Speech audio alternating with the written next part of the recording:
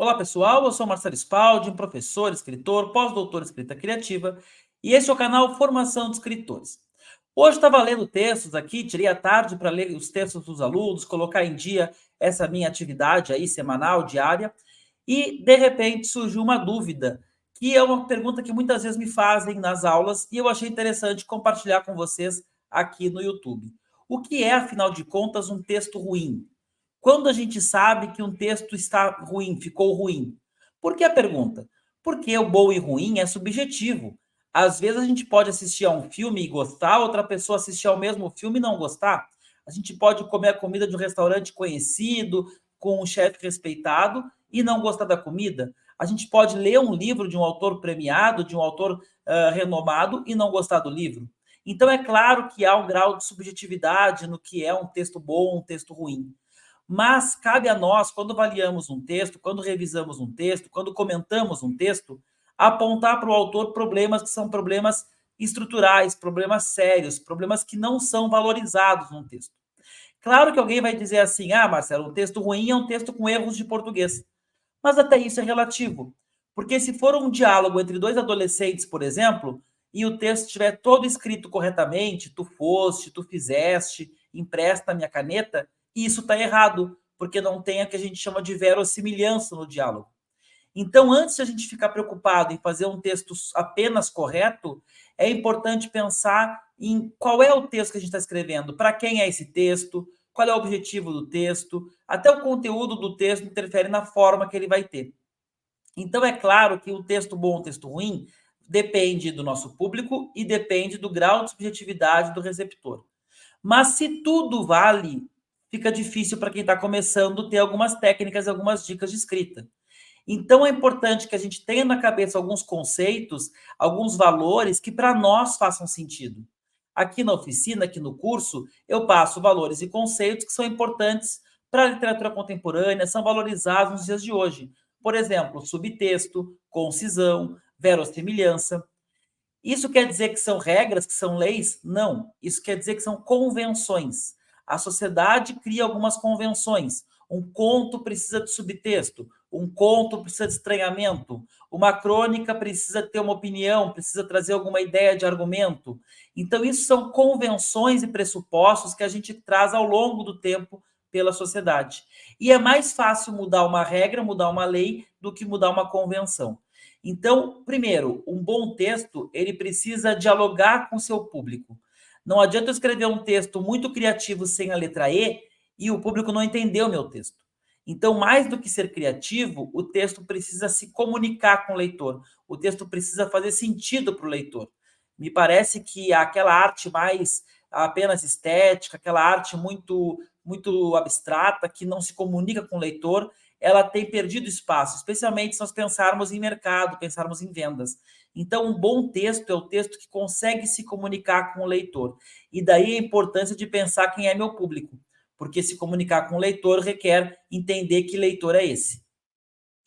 Além disso, o bom texto, ele precisa de alguma forma surpreender. Ele precisa sair do lugar comum. Eu costumo dizer que o oposto de um bom texto, o oposto de um texto criativo é o texto clichê. Então, o que é um texto ruim? É um texto que não se comunica bem com o leitor, é um texto repleto de clichês que é facilmente esquecido, um texto com muitos lugares comuns. Isso também transforma um texto num texto ruim. Além disso, a gente precisa ter cuidado com palavras muito rebuscadas, com uma linguagem muito rococó, pernóstica. Tem gente que ainda está no parnasianismo, tem gente que acha que escrever bem é escrever difícil, escrever bonito.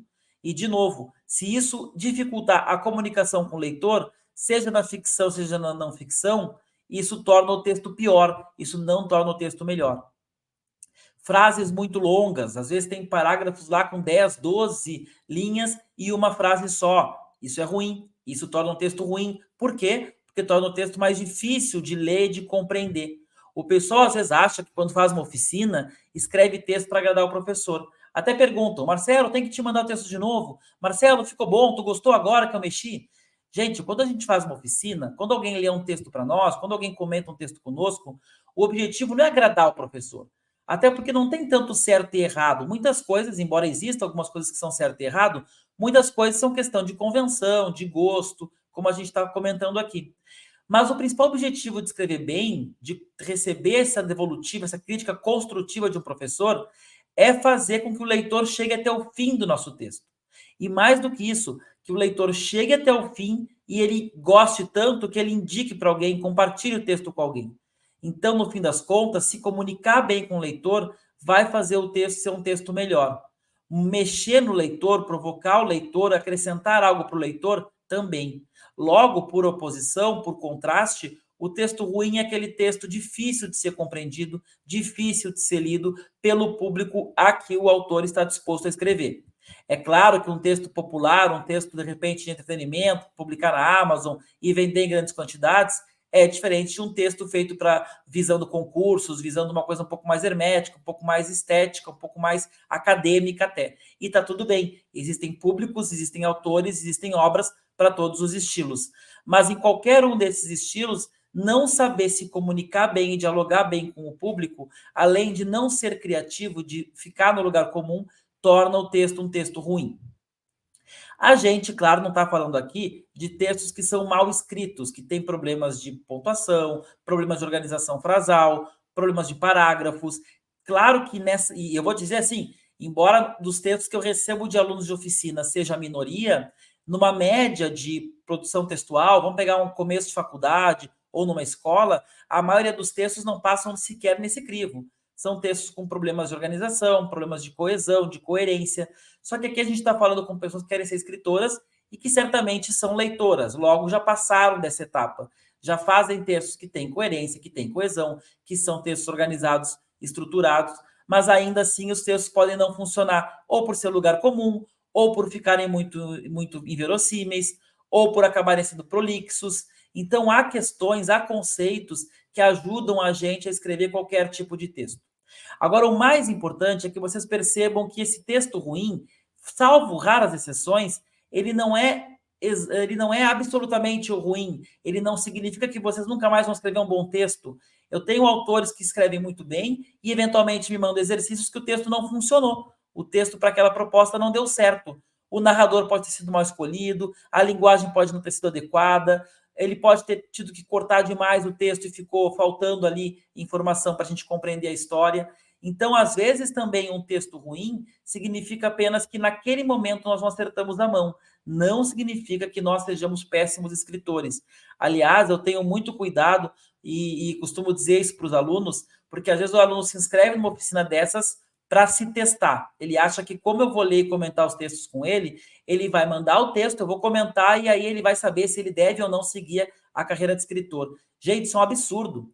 Primeiro, porque vocês não podem deixar ninguém dizer para vocês que vocês não devem escrever. Escrever, eu sempre digo, ler e escrever é direito das pessoas, não é dever de ninguém.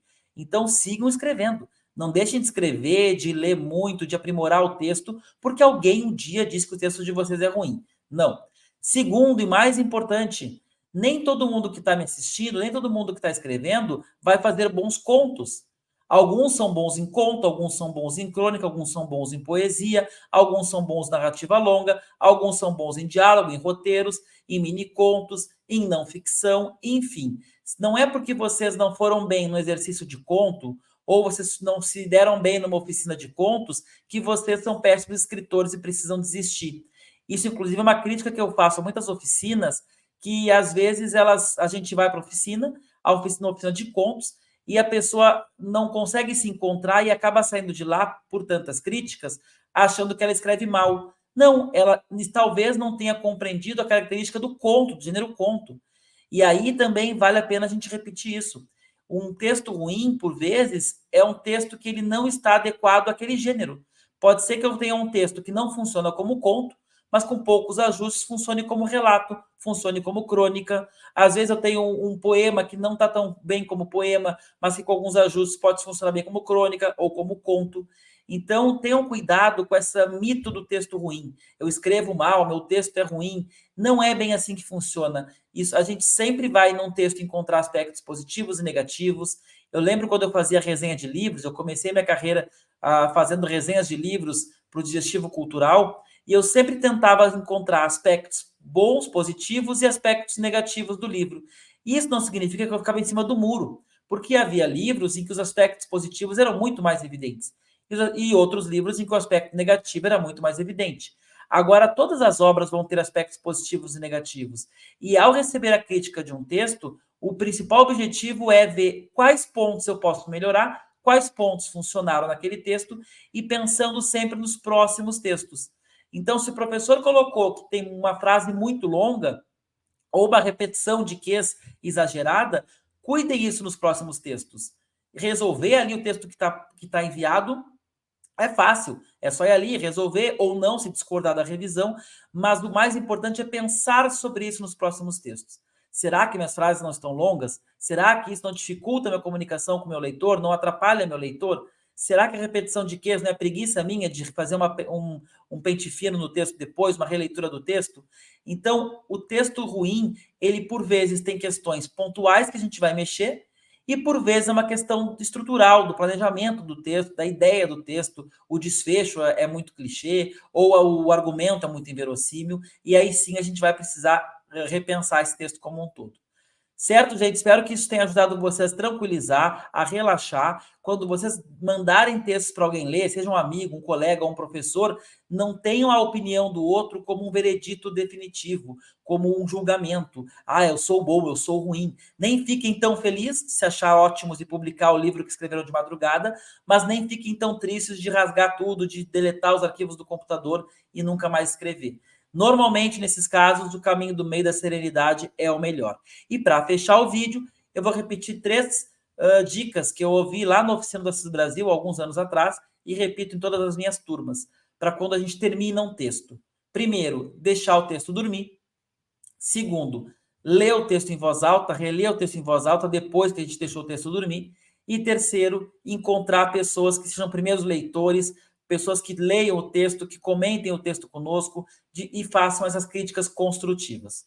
Certo, gente?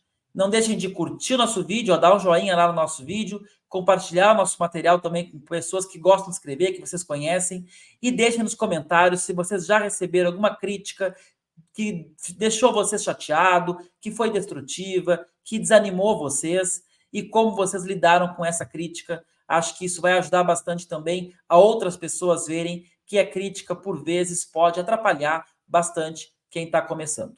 Muito obrigado pela atenção. Até o próximo vídeo. Tchau!